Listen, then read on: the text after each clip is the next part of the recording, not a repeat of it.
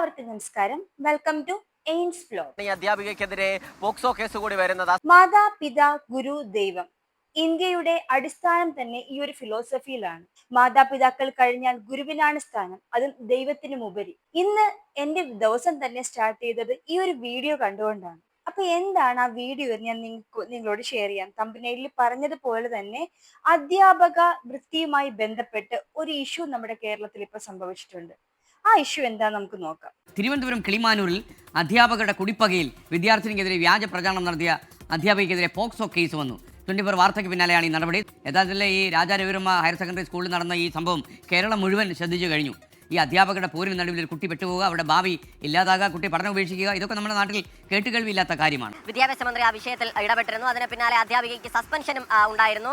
ഇപ്പോൾ അതിന് പിന്നാലെയാണ് ഈ അധ്യാപികയ്ക്കെതിരെ പോക്സോ കേസ് കൂടി വരുന്നത്. ആ സ്കൂളിലെ Raja Ravi Varma girls higher secondary സ്കൂളിലെ ഹിന്ദി അധ്യാപികയായ ചന്ദ്രലേഖയ്ക്കെതിരെയാണ് ഇപ്പോൾ പോക്സോ കേസ് രജിസ്റ്റർ ചെയ്തിരിക്കുന്നത്. അധ്യാപിക തന്റെ വിദ്യാർത്ഥികളോട് എങ്ങനെ ചെയ്യരുത് എന്നതിന്റെ ഉത്തമ ഉദാഹരണമായിരുന്നു. കാരണം ഈ കുട്ടി 4 മാസം അവധി എടുത്തിരുന്നു. അസുഖബാധിതയായതിനെ തുടർന്നായിരുന്നു 4 മാസം അവധി എടുത്തിരുന്നത്. ഇക്കാരണം ഈ അധ്യാപകരെതിരെ ഉപയോഗിക്കാൻ കഴിയുന്ന ഏറ്റവും നല്ല വടിയാണെന്ന് അറിഞ്ഞുകൊണ്ടായിരുന്നു ഈ അധ്യാപിക സ്വന്തം വിദ്യാർത്ഥിനിക്കെതിരെ ഒരിക്കലും ചെയ്തുകൂടാത്ത നീചമായ ഹീനമായ പ്രചരണം നടത്തി വാർത്ത പുറത്തുവിട്ട് മണിക്കൂറുകൾക്കുള്ളിൽ തന്നെ വിദ്യാഭ്യാസ മന്ത്രി വി ശിവൻകുട്ടി ഇടപെട്ടതിന് ശേഷം അടിയന്തരമായ റിപ്പോർട്ട് നൽകണമെന്ന് പൊതുവിദ്യാഭ്യാസ ഡയറക്ടറോട് ആവശ്യപ്പെട്ടു. മാത്രമല്ല വേണ്ടി വന്നാൽ സ്കൂൾ അടച്ചുപൂട്ടാൻ പോലും മടിക്കില്ല എന്ന ധീരമായ നിലപാട് മന്ത്രി വി ശിവൻകുട്ടി എടുക്കുകയും ചെയ്തു. ഈ കുട്ടി CWSയിൽ ഉൾപ്പെടെ വ്യാജ പരാതിയാണെന്ന് കണ്ടെത്തിയെങ്കിൽ പോലും കുട്ടി പിന്നീട് വിദ്യാഭ്യാസം പോലും നിർത്തുന്ന ഒരു സാഹചര്യം ഉണ്ടായിരുന്നു. പ്ലസ് 1ലേക്ക് അഡ്മിഷൻ കിട്ടിയിട്ട് പോലും സ്കൂളിൽ പോകാൻ കഴിയുന്നില്ല. ആളുകൾ എന്ത് വിചാരിക്കുമെന്ന് കരുതി സ്കൂളിൽ പോലും പോകാതെ വിദ്യാഭ്യാസം പോലും മുടങ്ങുന്ന ഒരു സാഹചര്യമായിരുന്നു ഉണ്ടായിരുന്നത്. മുടി മുറിച്ച് തന്നെ ആരും തിരിച്ചറിയാതിരിക്കാൻ വേണ്ടി രൂപമാറ്റം വരെ വരുത്തിയാണ് വിദ്യാർത്ഥിനി ഇക്കാലത്തിനിടയിൽ ഈ മാനസിക സംഘർഷം നേരിടുകയും ചെയ്തത്. പകയുടെ പേരിൽ ഒരു കൊച്ചുകുട്ടിയുടെ ജീവിതം വെച്ച് പമ്പരം കളിച്ചിരിക്കുന്നത് സിനിമയിലല്ല, പകരം വിദ്യാസമ്പന്നരെ കൊണ്ട് നിറഞ്ഞിരിക്കുന്നത് നമ്മുടെ കൊച്ചു കേരളത്തിലാണ്. ഞാനും ഒരു അധ്യാപികയാണ്. അതുകൊണ്ട് തന്നെയാണ് ഈ ഒരു സംഭവം കേട്ടപ്പോൾ അറിയാതെ പ്രതികരിച്ചു പോയത്. അധ്യാപകരുടെ ഇടയിൽ പല ഗ്രൂപ്പുകൾ ഉണ്ടാകും, പല കാരണങ്ങൾ കൊണ്ടിട്ടുള്ള ഗ്രൂപ്പുകളായിരിക്കും. എന്നിരുന്നാലും സ്വന്തം മക്കളെ പോലെ കാണേണ്ട തന്റെ വിദ്യാർത്ഥിനിയുടെ ജീവിതം വെച്ച് കളിയാടിയ ആ ഒരു രാക്ഷസിയെ നിയമത്തിന്റെ മുന്നിൽ കൊണ്ടുവന്ന് മാക്സിമം ശിക്ഷ വാങ്ങിച്ചു കൊടുക്കുകയാണ് വേണ്ടത്.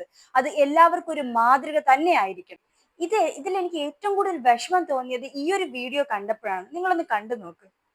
അധ്യാപകനെ പീഡിപ്പിച്ചു എന്നും പറഞ്ഞുകൊണ്ട് അവിടുത്തെ ഒരു ടീച്ചർ ഇങ്ങനെ പറഞ്ഞ് ഗ്രൂപ്പുകളിൽ മെസ്സേജ് ഇടുകയും പിന്നെ അവിടുത്തെ കുട്ടികളോടായാലും അവിടെ വരുന്നവരോടായാലും ഇങ്ങനെ എല്ലാവരുടെ ഇങ്ങനെ പറഞ്ഞ് തന്നെക്കുറിച്ച് കള്ളക്കഥകൾ പ്രചരിപ്പിച്ച അധ്യാപികയെ തുടരാൻ അനുവദിക്കരുതെന്നും കഷ്ടപ്പെട്ട് പഠിച്ചിട്ടും ഈ ഗതി വന്നതിൽ വലിയ വിഷമമെന്നും വിദ്യാർത്ഥിനി. ഉള്ളതായിരുന്നെങ്കിലും കുഴപ്പമില്ല, ഇതില്ലാത്ത കാര്യം പറഞ്ഞപ്പോൾ പഠിക്കാനായാലും ശരി അവിടെ ഇനി ചേരാനേ പറ്റത്തില്ല. ബാക്കിയുള്ളവരടുത്തായാലും ഇനി ബാക്കിയുള്ളവരിത് അറിഞ്ഞു കഴിഞ്ഞാൽ വലിയൊരു നാണക്കേട്. ഒരു കാര്യം ഞാൻ വ്യക്തമാക്കാം, ഏത് വിഷയത്തിലായിരുന്നാലും ഒരു കുട്ടിക്ക് ബുദ്ധിമുട്ടുണ്ടായെന്ന് പറഞ്ഞാൽ അതിൽ ഗവൺമെൻറ് ഇടപെടും, നടപടിക്ക് വിധേയരാക്കുകയും ചെയ്യും. നിസ്സഹായായ ഒരു പെൺകുട്ടി ഒരുപാട് സ്വപ്നങ്ങളും പ്രതീക്ഷകളുമായാണ് +1 അഡ്മിഷൻ എടുക്കുന്നത്. കുടുംബത്തെ നോക്കണം, നല്ല വരുമാനം ഉണ്ടാകണം, സമൂഹത്തിൽ നല്ലൊരു പേരുണ്ടാക്കണം എന്നൊരുപാട് സ്വപ്നങ്ങളുമായാണ് അവൾ ആ സ്കൂളിന്റെ പടി കയറിയത്. എന്നാൽ അവളെ അവിടെ കാത്തിരുന്നതോ വൻ ചുഴി. അവൾ പോലും അറിയാതെ അവൾ ചെന്ന് ആ ചുഴിയിൽ പെടുകയാണ് ചെയ്തത്. പിന്നീട് അവൾക്ക് ഭയമായി എന്തിനേയും ഏതിനേയും. ഇതിൽ അവൾ പാവപ്പെട്ട കുടുംബത്തിൽ ജനിച്ചു എന്നതാണോ അവൾ ചെയ്ത തെറ്റ്? ഒരു പണക്കാര വീട്ടില് അല്ലെങ്കിൽ ഒരു സമൂഹത്തിൽ ഉന്നതിയിലിരിക്കുന്ന ഒരു കുടുംബത്തിൽ നിന്നുള്ള ഒരു കുട്ടിയായിരുന്നെങ്കിൽ ഈ അധ്യാപിക അങ്ങനെ ചെയ്യുമായിരുന്നു? അടി കിട്ടും, പേടിച്ചിട്ട് ചെയ്യത്തില്ല.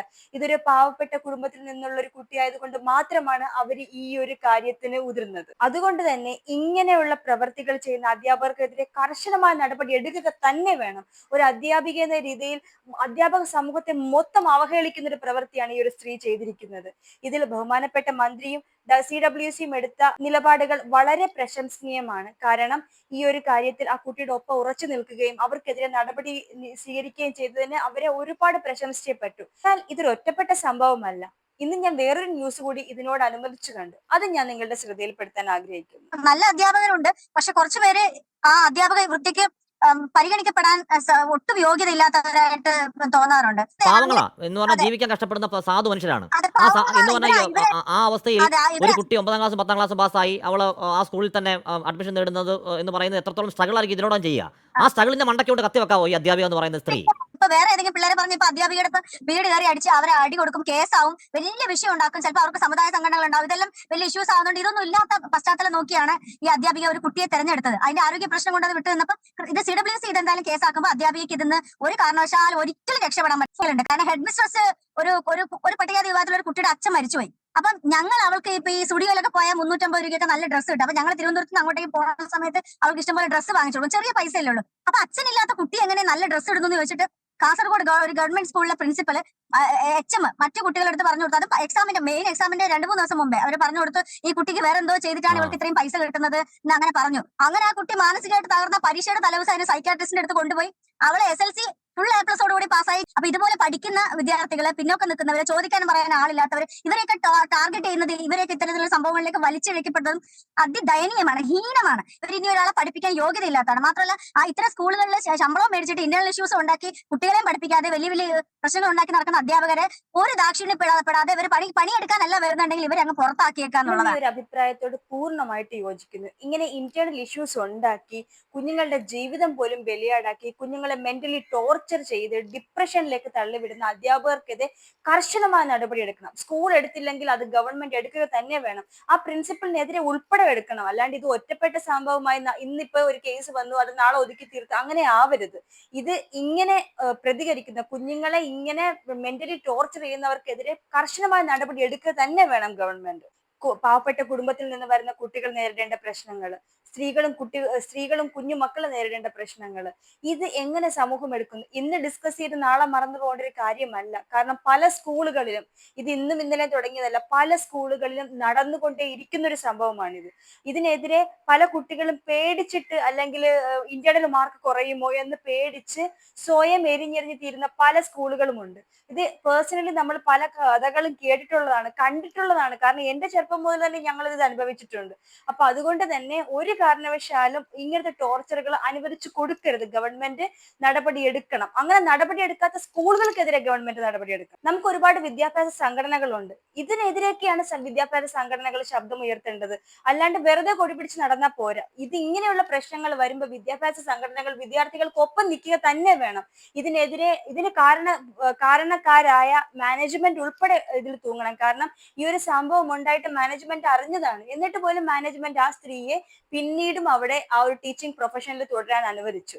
ഇതിപ്പോ 24 ആ ഒരു ന്യൂസ് ചാനൽ കൊണ്ടുവന്നത് കൊണ്ട് മാത്രമാണ് ഈ ഒരു കേസ് പുറം ലോകം അറിഞ്ഞതും ഇങ്ങനെ ഒരു നടപടി വന്നത്. വിദ്യാഭ്യാസ സംഘടനകൾ തീർച്ചയായും ഇതിനെതിരെ ശബ്ദം ഉയർത്തുക തന്നെ വേണം. അതുപോലെ ഗവൺമെന്റിന്റെ ഭാഗത്തുനിന്നും ഇങ്ങനെയുള്ള കുട്ടികൾക്കെതിരെയുള്ള ടോർച്ചറുകൾ കണ്ടെത്തി അത് പരിഹരിക്കാനായിട്ടുള്ള ഒരു സംഘടന, ഒരു ഡിപ്പാർട്ട്മെന്റ് തന്നെ രൂപീകരിക്കണമെന്നാണ് എന്റെ ഒരു അഭിപ്രായം. അതുപോലെ കർശനമായ നടപടി എടുക്കുക തന്നെ വേണം ഇങ്ങനെയുള്ള നീചകൃത്യങ്ങൾ ചെയ്യുന്ന കാബാലികർക്കെതിരെ. അപ്പൊ ഇന്നത്തെ വീഡിയോയിൽ ഈ ഒരു കാര്യമാണ് എനിക്ക് നിങ്ങളോട് ഷെയർ ചെയ്യാനുള്ളത്. എല്ലാവരും നിങ്ങളുടെ അഭിപ്രായങ്ങൾ വീഡിയോയിൽ കമന്റ് ആയിട്ട് രേഖപ്പെടുത്തുമെന്ന് വിശ്വസിക്കുന്നു. So by.